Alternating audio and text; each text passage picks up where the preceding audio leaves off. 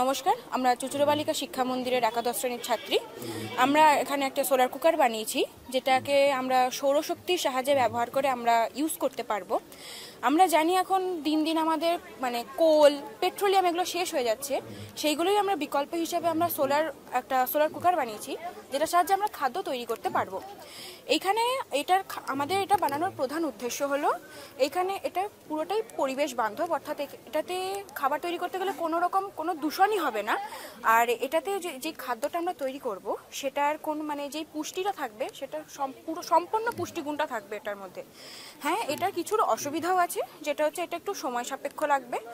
আর এটার জন্য আমাদের যখন কোনো ফগি ওয়েদার হবে বা যখন বৃষ্টি হবে তখন সেক্ষেত্রে আমরা এটা ইউজ করতে পারবো না, বা দিনের একটা সার্টেন টাইমে আমাদের এটা ইউজ করতে হবে, সবসময় আমরা এটা ইউজ করতে পারবো না। আমরা আশা করছি যে হয়তো পরবর্তীকালে এটা আমরা আরো ভালোভাবে ইউজ করতে পারবো। আমরা একটা ছোট্ট পদক্ষেপ গ্রহণ করেছি, আশা করি এইটা আমরা ভবিষ্যতে আরো এটা ভালোভাবে ইউজ করতে পারবো। এখন আমরা এর কার্যকারিতা একটু দেখে নেব কিভাবে এটা কাজ করে। সূর্যের লাইট ডিরেক্টলি এর মধ্যে পড়ে, আর যেগুলো সাইড দিয়ে চলে যায় এই মিররে রিফ্লেক্ট করে সেটা আমরা ভিতরে পাঠিয়ে দিই। আমাদের মেন উদ্দেশ্য হচ্ছে ভিতরে হিটটাকে আমরা ট্র্যাপ করে রাখবো। তার জন্য আমরা ভিতরে ব্ল্যাক কালার করেছি, কারণ আমরা জানি ব্ল্যাক কালার হচ্ছে তাপের উত্তম শোষক।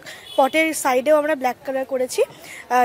এর ভিতরে কিছুটা এয়ার তাপ শোষণ করে নেয়, ব্ল্যাক বডি তাপ শোষণ করে নেয়, এবং এক্সট্রা যে তাপটা যেটা বিকিরিত হচ্ছে সেটা দীর্ঘ তরঙ্গ দৈর্ঘ্যযুক্ত হওয়ায় এই গ্লাস শিটটা ভেদ করে চলে যেতে পারে না।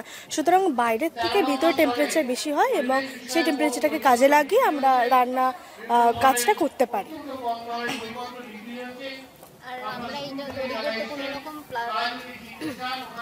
আমরা এটা তৈরি করতে কোনো রকম প্লাস্টিক বা থার্মোকল ইউজ করিনি। আরও খবরের আপডেট পেতে সাবস্ক্রাইব করুন আমাদের ইউটিউব চ্যানেলটি আর বেল আইকনে ক্লিক করুন নোটিফিকেশনস পেতে।